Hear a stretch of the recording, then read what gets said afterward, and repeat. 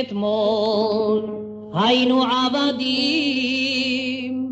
היום בני חורין, היום כאן לשנה הבאה בערד ישראל, בני חורין, והילו יצאנו ממצרים, הלחם העניה בני חורין.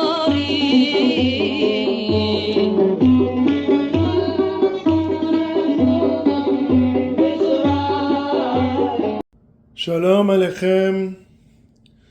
As we approach the holiday of Passover, Pesach, or like it is written in the Torah, Hashem calls Pesach actually Chag HaMatzot, the holiday of the matzah.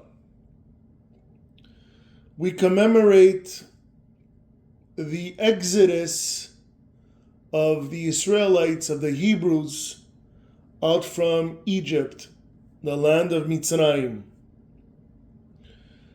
We have the tradition, obviously, every Pesach, one night in Israel, 2 nights in the diaspora, to read, to sing the Agadah, to do the Seder.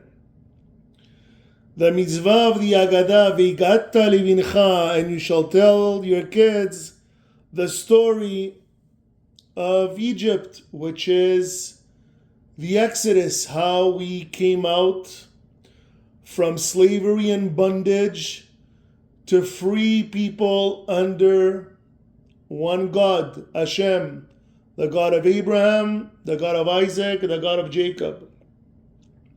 Actually, when Moses asked God, if the people in Egypt, the Hebrews, ask me your name, what should I say? And God said, Heye asher heye. I will be what I will be, meaning that God will be here with us through thick and thin, through good and bad times. He will always be with us. So we tell the story to our kids, the Agadah, Man ishtana, Chacham ma omer, Rasha, Tam she'eno yodea lishol, Rabban Gamliel, and all these great sages. And we explain how we delivered ourselves via the strong arm of Hashem, Beyad Chazaka Uvizroa Netuya, through his messenger, the prophet of prophets, the king of kings, the one and only Moses, Moshe Rabbeinu.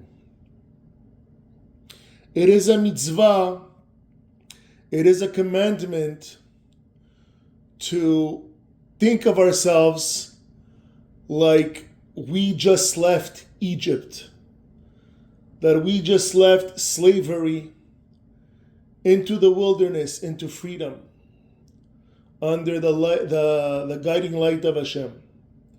So every year that we do the Agadah, we have to imagine ourselves like we are leaving Egypt at this very moment. Tonight, I'm not going to be talking about the physical exodus, the physical freedom, or the physical bondage and slavery and hardship that we had in Egypt. I will be talking about psychological slavery. The psychological slavery that we put ourselves every day, whether consciously or unconsciously. We have to not only imagine that we left Egypt physically, but at the same time, we have to combat, we have to battle with our minds. We have to be able to get out of that slavery, self-inflicted slavery that hurts us on a daily basis. Egypt in Hebrew is called Mitzrayim. It is the same letters as Metzarim.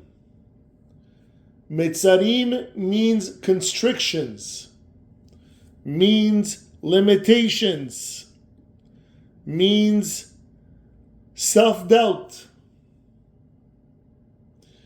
These are the constrictions and limitations that we put upon ourselves. Once again, willingly, consciously, or unwillingly, unconsciously. So today we are going to try very hard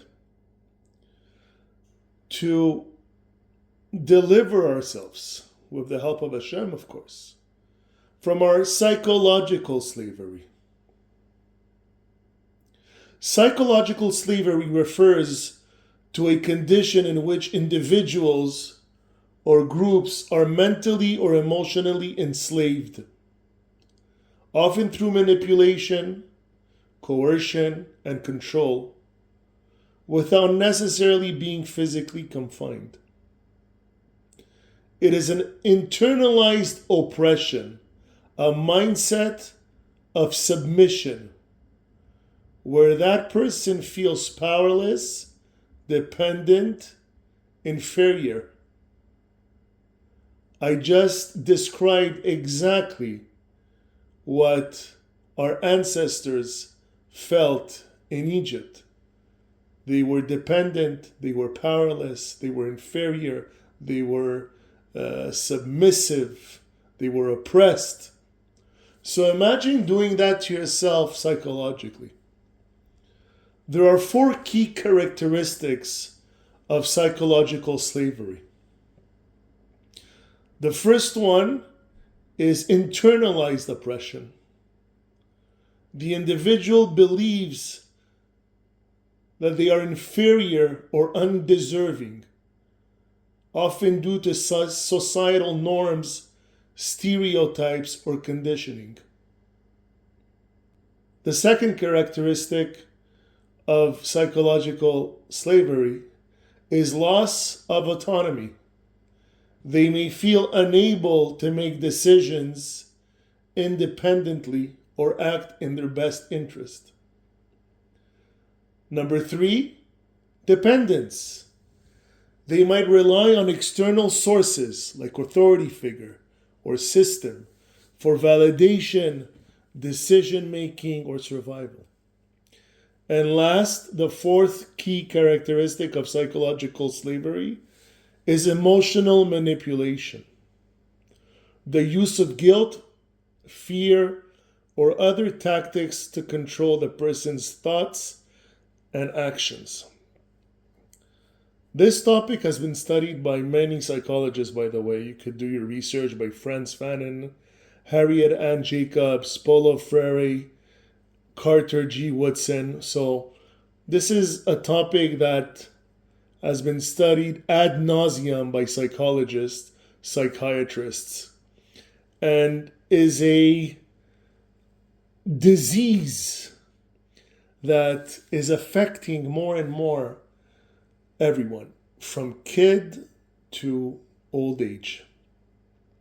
So what is the connection between this psychological slavery that involves internalized oppression or a mental state where an individual believes they are incapable of breaking free from their own limitations, and Egypt? What is the connection between both of them? Connection is very simple. The moment that you are aware, the moment that you are conscious of your own limitations, you know where you limit yourself. You know where you're doubting yourself. You know where you're self-sabotaging yourself. The moment you know that is the moment that you could release yourself from that bondage.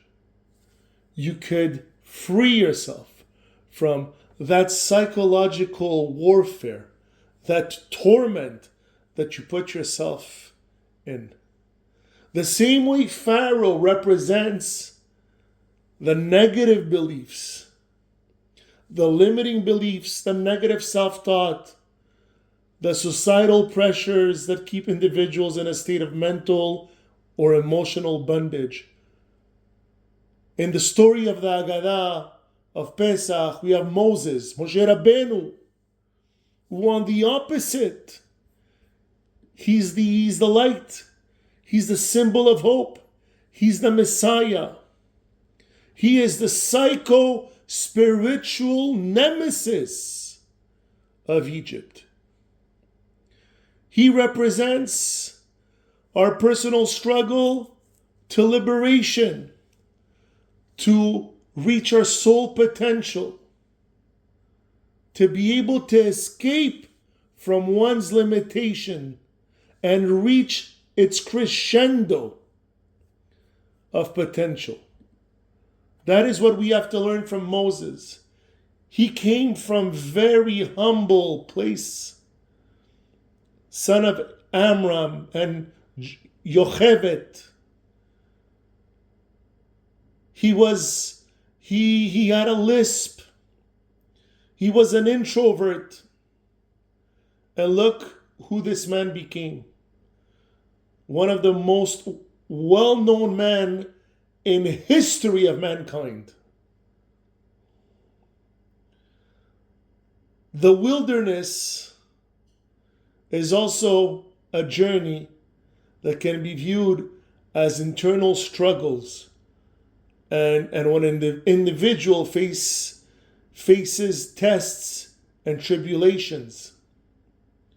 But it's these tests, these moments of stress, of acute stress, that empower the person, that push that individual to reach its potential, that will squeeze every inch of character out of that person. A person grows, the personal growth achieved within a test and tribulation is unmatched, cannot be duplicated in a situation where comfort and procrastination lives. The potential to achieve personal growth, self-realization, and emotional freedom, breaking free from the psychological chains that once held them back and behind. That's what a man, a woman, need to understand and to comprehend and to accept that that's what Hashem means. That you should see yourself like you are leaving Egypt tonight. We are not talking about a physical exodus. We're not talking about the physical slavery. We are talking about something even more dangerous. A bondage, a disease, like I said, that can neutralize, paralyze the mind. And a powerless mind, psychological slavery, like I mentioned, is something extremely dangerous. Self-inflicted or inflicted through environment and cultural pressures and societal influences. It is extremely dangerous because the moment the mind controls negatively the person, he goes into a deep, dark depression. And if the Israelites would have fallen into that deep, dark depression, which is the 50th level of impurity, even God would not have been able to save the Israelites. So this is a message This is a cry to this generation. When we talk about Egypt, do not think Mitzrayim, but think Metzarim. Think those limitations, those constrictions, those self-sabotaging things and thoughts that we put on ourselves. We have to liberate ourselves from them. Believing in God, having faith in God, having faith in ourselves, finding the inner Moses inside of us to be able to combat the inner Pharaoh. And to once again be aware of where you stand. A person that doesn't know himself cannot be of any help to anyone. A person that is so far from his self, a person that has an image that wants to portray a mask, that wants to portray to the mass, if it's so far away from the self, that person doesn't even know who he is. That person that runs around for everyone and goes up and down, left and right, always there for everyone, but like the saying goes, whoever is there for everyone is there for no one. First, take care of yourself and your inner circle, the loved ones that support you, and that's not 50 people, that's maybe 1 or 2 people. The moment you're able to know who you are, know where you're going, know your purpose, know what your limitations are, then and only then will you be able to unchain link by link as many limitations as you put on yourself. And that is the lesson of Pesach. Do not let Pharaoh demean you. Do not let Pharaoh put you into submission, make you think that you're not good enough, make you think that whatever you're doing now is good and you're not capable of more. No. Let Moses in and have faith. Emunah pshuta, simple faith, that you are capable of more, that you are capable of escaping that bondage, that self-inflicted slavery. And year after year, less and less chains will be holding you back.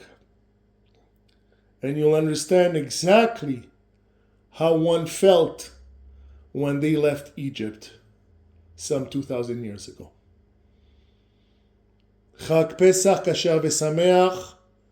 Wishing you all a happy Passover. Godspeed.